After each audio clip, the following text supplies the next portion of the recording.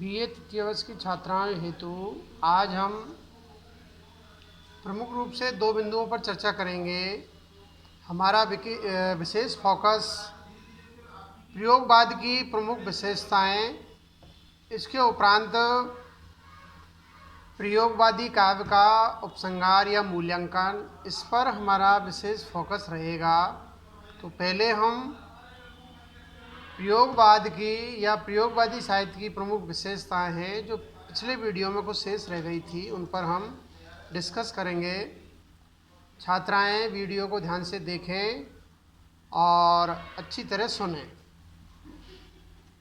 पिछले वीडियो में हमने प्रयोगवाद की जो प्रमुख विशेषताएं हैं उसमें घोर व्यक्तिवाद, नग्न यथार्थवाद, जीवन के प्रति असंतोष एवं निराशा, अतिशय बौद्धिकता, संत्रास, कुंठा एवं घुटन, क्षणवाद में विश्वास, रूढ़ियों का विरोध एवं नवीनता का मोह और श्रृंगार और प्रेम की सहज अभिव्यक्ति, ये विशेषताएं हम पढ़ चुके हैं।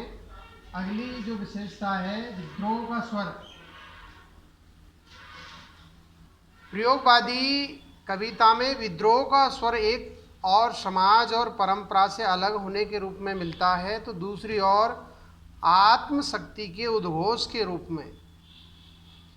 एक दृष्टांत हम देख सकते हैं। ये किसी निश्चित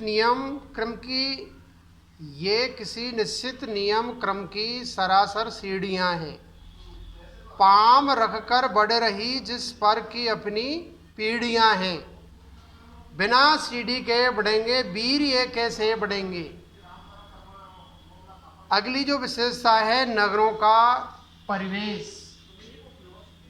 नगरों का जो 10वीं विशेषता है, नगरों का किस तरह का परिवेश का इन्होंने चित्रण किया है प्रयोगवादी कवियों ने। प्रयोगवादी कवियों ने नगरों के परिवेश को अत्यधिक मात्रा में लिया है। इन कवियों ने नगरों की समस्याओं, विसंगतियों, भीड़-भाड़, घुटन भरी जिंदगी, शोरगुल आदि का वर्णन किया है। एक उदाहरण देखा जा सकता है। कमरा है घर में, कमरा है घर में, घर है मोहल्ले में, मोहल्ला नगर में, नगर है प्रदेश में, प्रदेश कई देश में, देश कई पृथ्वी पर, अनगिन नक्षत्रों में पृथ्वी एक छोटी है। तो ये नगरों की जो घुटन भरी जिंदगी है, नगरों का जो वातावरण है, परिवेश है, उसका बहुत ही उम्दा चित्रण प्रयोगवादी कवियों ने अपने काम में किया है।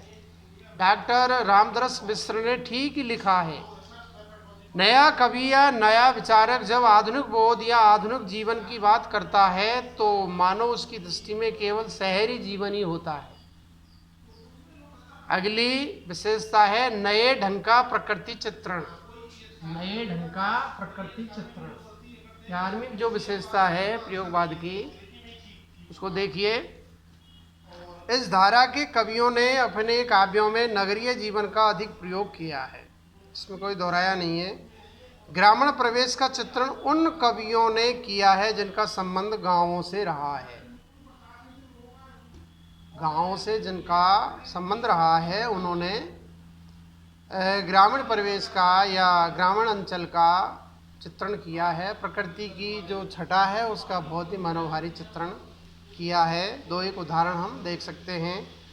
लाल पत्थर, लाल मिट्टी, लाल कंकड़, लाल बजरी, लाल फूलें ढाक के बन, डांग गाती फाग कजरी, गिरजा कुमार माथुर की पंक्ति है। फूल कचनार के प्रतीक मेरे प्यार के, ये अज्ञे की पंक्ति है। मोती के सौदागर नभ की स्वस्थ युवा अनब्याही बेटी उषा कुमारी, इक्के वाले सूरज के संग हिरण हो गई, हवा हो गई, सुना आपने, ये रामविलास शर्मा की पंक्ति है। अगली और अंतिम जो प्रयोगवादी काव्य है उसकी अगली और अंतिम विशेषता है शिल्प सौष्ठव के नए प्रयोग। कैसा उनका शिल्प विधान है या उनका जो कला पक्ष है वो किस तरह का उन्होंने चित्रण किया है। तो सेल्फ शोष्ठक के नए प्रयोग किस प्रकार से उन्होंने किया है, उस पर हम गौर फरमाते हैं। सेल्फ शोष्ठक के क्षेत्र में प्रयोगवादी कवियों के काम में एक अदृष्टपूर्व क्रांति ला दी।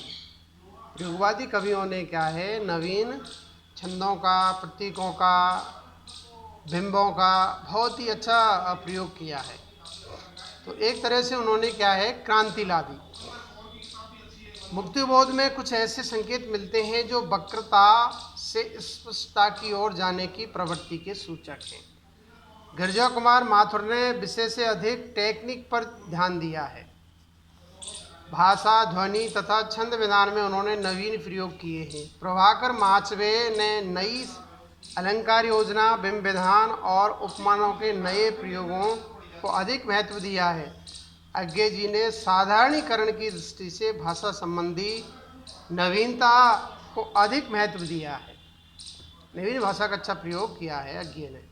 इस प्रकार स्पष्ट है कि प्रयोगवादियों ने भाषा, लय, शब्द, बिंब तथा छंद विधान संबंधी नए प्रयोगों पर ध्यान दिया है। तो इसमें सेल्फ शोष्ठक के नए प्रयोग में भाषा प्रयोग देखिए, कैसी भाषा का इन्होंने चित्रण किया है। नंबर 1, नंबर 2 छंद प्रयोग, नंबर 3 अलंकार प्रयोग, नंबर 4 बिंब प्रयोग और नंबर 5 प्रतीक विधान या प्रतीक प्रयोग। तो भाषा के बारे में हम देखते हैं। पहले प्रयोगवादी काव्य में किस तरह की भाषा का प्रयोग किया है। प्रयोगवादी कवियों की भाषा में गद्यात्मकता को देखा जा सकता है। गद्यात्मकता का ज़्यादा चित्रण किया है। भाषा से शब्दों की गहराई को पहचाना जाता है। इस काव्य धारा की भाषा में सभी तरह के शब्दों का प्रयोग निसंकोच किया है,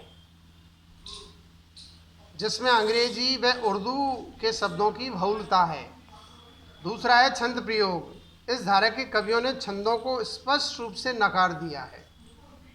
नया कवि कहीं शब्द की लय पर बल देता, कहीं अर्थ की लय पर। कुछ कवियों ने लोकगीत की लय का भी प्रयोग किया है। एक उदाहरण देखिए, यह डूबी डूबी सांस उदासी का आलम, यह डूबी डूबी सांस उदास, यह डूबी डूबी सांझ उदासी का आलम, मैं बहुत अनमनी चले नहीं जाना बालम। रामेश्वर दयाल सक्सेना की कविता से उद्धृत है यह अंश।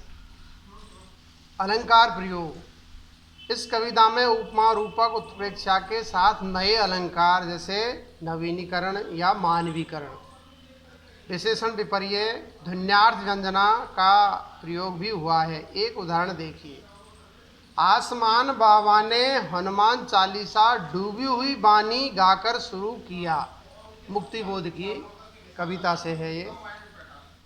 बिंब प्रयोग और प्रतीक प्रयोग। प्रयोगवादी कवियों ने नवीन बिंबों, प्रतीकों के साथ व्यंजना शब्द शक्ति का खूब प्रयोग किया है। घ्राण बिंब का एक उदाहरण देखिए, तुम्हारी ध्येय मुझको कनक चंपे की कली है। प्रतीक प्रयोग देखिए,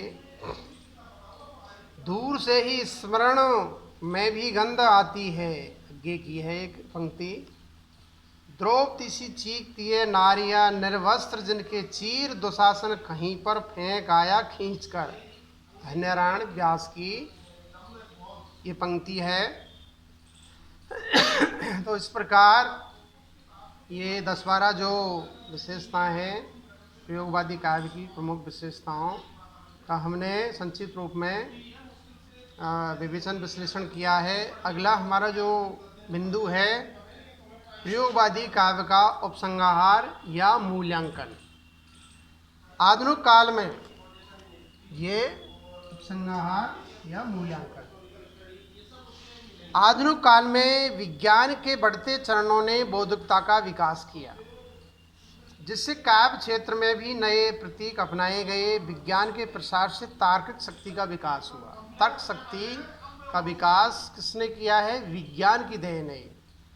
इससे द्वंद्व का उदय हुआ। फलस्वरूप ईश्वर के प्रति अनास्था और नैतिक बंधनों की मर्यादा का तिरस्कार होने लगा। नैतिक बंधन है वो टूट गए और ईश्वर के प्रति क्या है? अनास्था। ईश्वर में विश्वास क्या है? वैज्ञानिक के दृष्टिकोण रखने वाला व्यक्ति नहीं रखता है। इन सब बातों से साहित्यकारों में व्यक्तिवादी तथा स्वतंत्रतावादी प्रवृत्तियों का विकास होने से अहम का स्थापन होने लगा। इस तरह की जटिल अनुभूतियों से काव्य में अस्पष्टता तथा ध्रुवता आई, तब प्रयोगवाद की भूमिका प्रस्फुटित हुई। इसमें जरा भी संदेह नहीं है कि प्रयोगवादी काव्यधारा के कवियों ने अपनी अनुभूतियों को पर्याप्त ईमानदारी से अभिव्यक्ति दी है, परंतु निरंतर नूतनता के प्रति आग्रह तथा पूर्व परंपराओं के प्रति विद्रोह की भावना प्रकट करने से उनके साहित्य को वैसा नया स्वरूप नहीं मिल पाया है। तो प्रयोगवाद नई कविता तथा प्रपदवाद के या नकीनवाद के नाम पर लिखने वाले नए कवियों में वासना के खुले चित्रण, वासना का क्या है, असली चित्रण किया है। मुक्त अनुसंग, फ्री एसोसिएशन, स्वच्छंद घूमना तथा गद्यवत रचना की प्रवृत्ति बढ़ रही है और कई नए कवि अनुभूति प्रवणता के नाम पर केवल कूड़ा कचरा लिख रहे हैं। 8-10 पंक्तियों में महत्वहीन प्रसंगों का निरूपण करना ही श्रेष्ठ प्रयोग मान रहे हैं, किंतु इस तरह की प्रवृत्तियां उचित नहीं हैं। समाज को नई दिशा प्रदान करना और साहित्य को नया स्वरूप देना ही सृजन का मुख्य उद्देश्य रहता है। कभी क्या है, वो कहते हैं नहीं, साहित्य समाज का दर्पण है। तत्कालीन साहित्य समाज को हम तत्कालीन जो साहित्य उसमें देख सकते हैं, इसलिए कहते हैं कि साहित्य समाज का दर्पण है। तो यहाँ आकर के क्या है, इन्होंने बड़ा प्रदर्शन किया है प्रयोगवादी कवियों ने।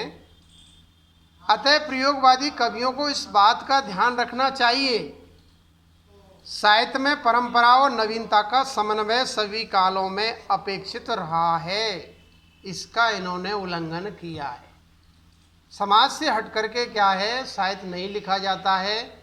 जैसा समाज है उसका आंखों देखा हाल का चित्रण कवि करता है। यहाँ आकर के थोड़ा सा क्या है, इन कवियों ने